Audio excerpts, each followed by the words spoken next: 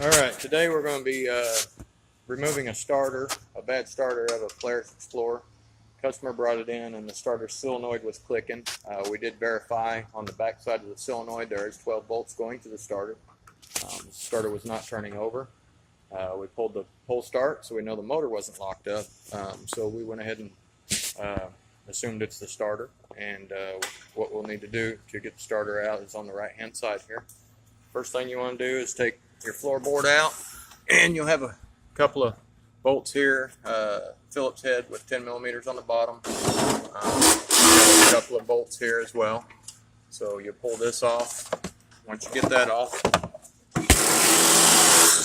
you'll get to your cover here, which you've already got off. First thing you'll need to do, the easiest way, is to go ahead and pull this gear off here. We put our bolt back in. So now we've gotten the chain out of the way, is which we need to. We can go ahead and pull this cover off here. It went on like that. You've got a bunch of 10 millimeters all the way around. The booger one is that one right there that goes through the hole. Now I went ahead and used a 10 millimeter wrench on the bottom.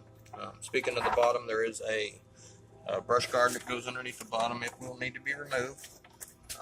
We got it sitting out there getting power washed. And once you get your cover off here, you can manipulate it around there. You're going to have a Bendix sitting in there.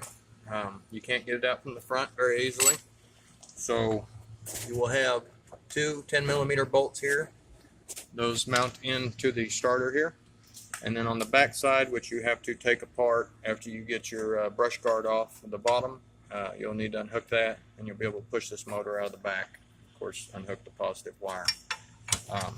The Bendix after that will slide out of the back, and you'll make sure that these are still working. And we may need a new Bendix too. Oh, and pop down. Okay.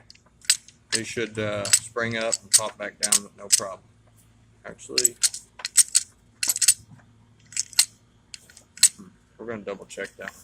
But anyway, that's how you get the starter out, and then just of course put it all back together the same way. And this is probably 99% of the two-stroke Polaris.